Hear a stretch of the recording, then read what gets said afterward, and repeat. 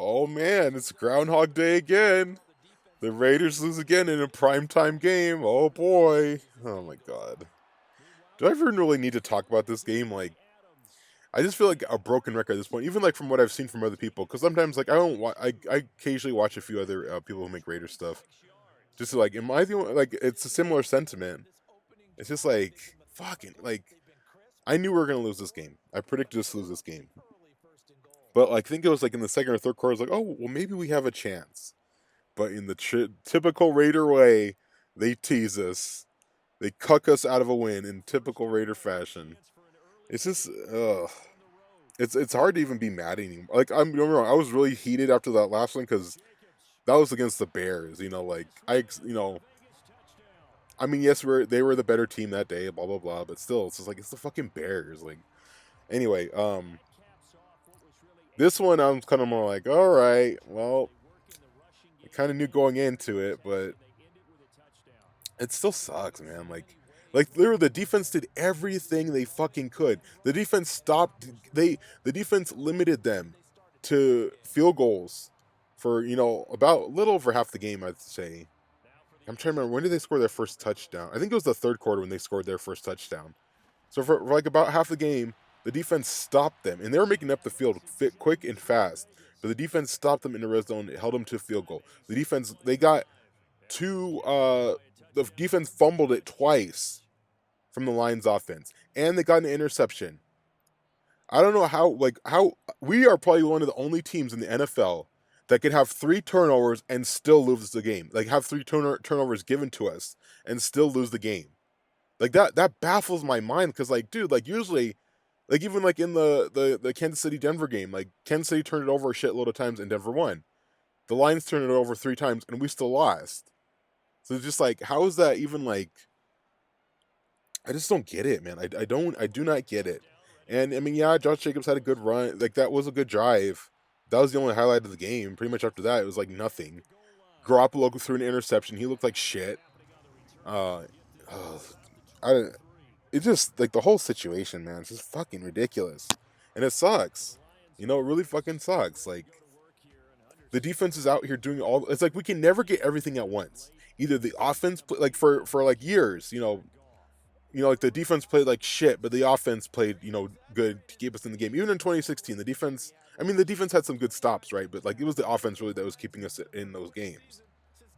But now it's like it's flipped, where the defense is kind of trying to keep us in the games. Even last year, like the defense kept us in a lot of those games and kept those scores, for as long as they could. But it was the offense that kept shitting the bed and not fixing it, and that's why we'd end up losing a lot last year. And it's literally the same thing this year.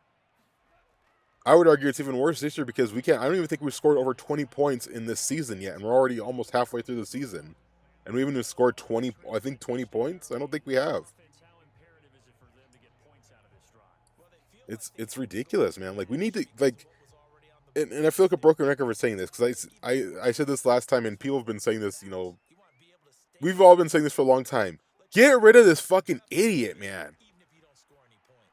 Mark Davis, please. We are begging you, get rid of this fucking idiot. He doesn't know what the fuck he's doing. He has no clue. He's the fucking This is a new nickname for him. He's the fucking Scarecrow. No, not the awesome Batman villain. He's the Scarecrow with no brain from the Wizard of Oz. That's how he is. If he only had a brain. He doesn't. He doesn't have no fucking brain. He's just fucking empty space in his head.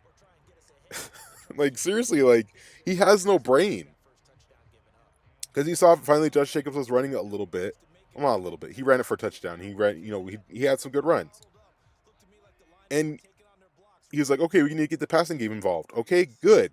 Good. I'm glad that you have that iota of a thought. But what if you do some play actions or something because Josh Jacobs is running well?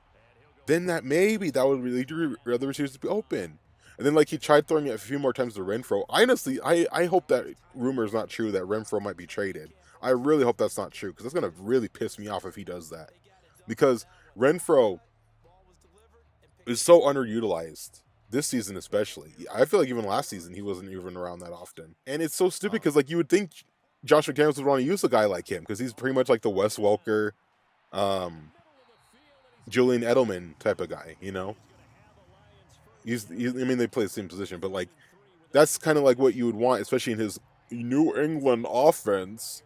At this point, it's like New England bland clam chowder. We don't want that shit. Get that fucking bullshit out of here. Like, and that's the thing is like he's not thinking maybe I should go back to the drawing board. Maybe I should make something else up because I'm just gonna. But he literally is banging his. He's literally doing the definition of insanity. He's banging his head up against the wall, expecting a different outcome. It's like, dude, change the plays, change the. I mean, obviously, yeah, it takes a long time to implement a new system and stuff. But change the fucking plays and system. This shit is not working. It's obviously not working. Why do you think? Oh well, maybe this one more time it'll work. No.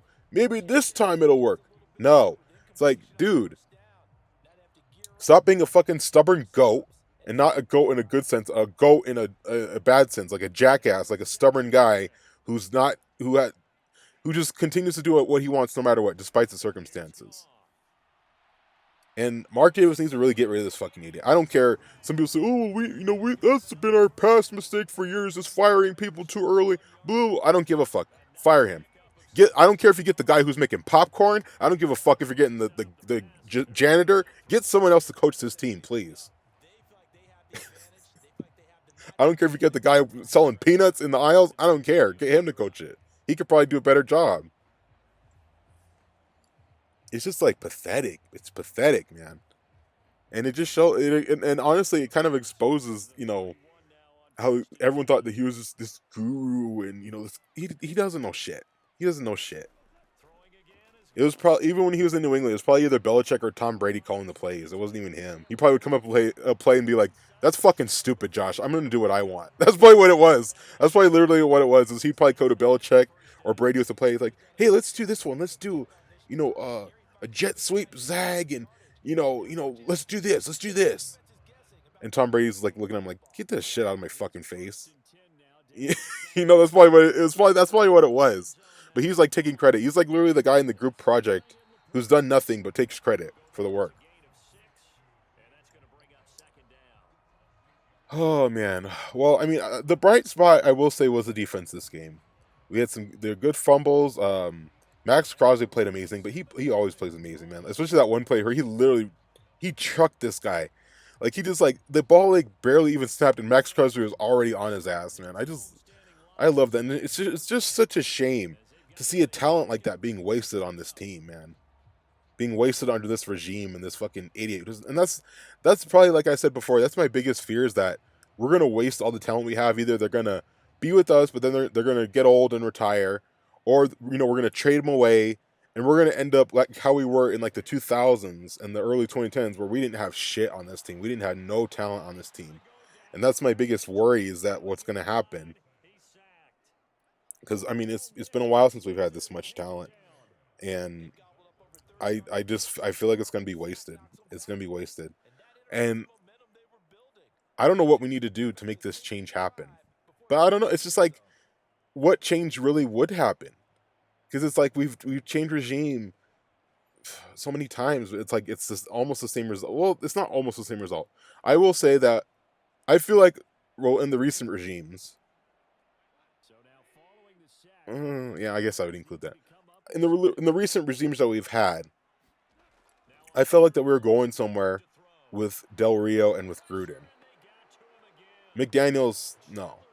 And some people are like, well, really, Del Rio? Like, I felt like he was fired too soon. I felt like he should have been given another season. But like that was the whole. He kind of lost the locker room with that whole protest and all that crap that was happening. And then Gruden, he was getting somewhere too, but then because of cancel culture and bullshit, and people were like, oh, he said some horrendous things with Patrick. Yeah. I know. But keep in mind, this is 10 years ago. Let's look at what we were all saying 10 years ago. And no one would have a job by today's standards, by the cancellation standards.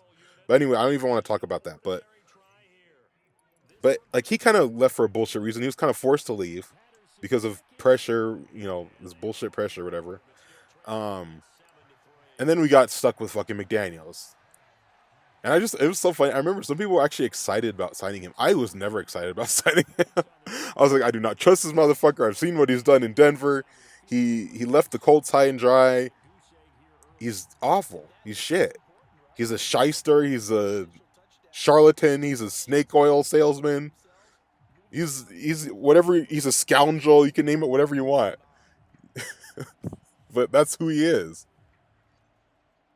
And someone I was watching, a Wasted Talent. He's a good one, and he brought up an interesting point that it's not only enough to get rid of Josh McDaniels, we have to get rid of Dave Ziegler too. Because then and it's true because it's like if you get rid of McDaniels, then he'll just bring someone else from New England to try to coach, or from that tree or whatever the fuck to try to coach it. And he has a valid point, and I agree with that. Like you got to get rid of both of them, but it's going to be harder to get rid of a manager versus a coach. Like I honestly, even I think if Josh McDaniels goes, I think Ziegler probably still has a couple more years, a few more years. But I don't know. I mean, Mayock left like a season after Gruden's. I mean, I guess it's possible, but and I don't know. I don't know anymore, man. I really don't. But ugh, it just really sucks, man. Just like I said, I know we're gonna lose, but it just sucks.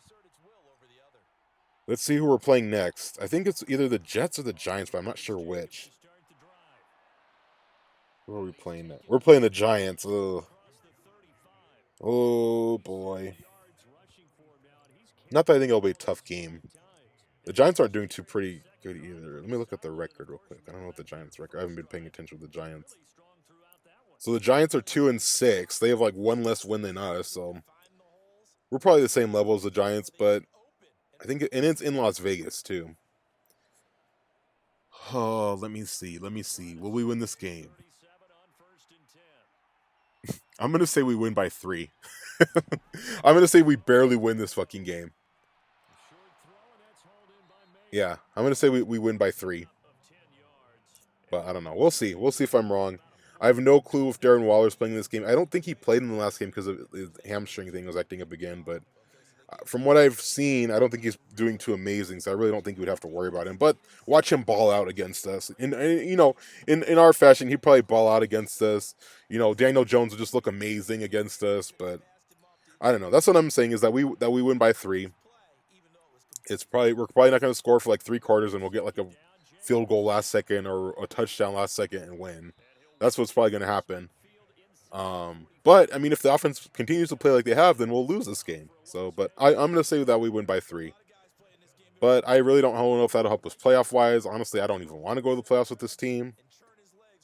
But we shall see what happens. So, anyway, I hope you guys enjoy this recap, and I hope to see you next time. Thank you.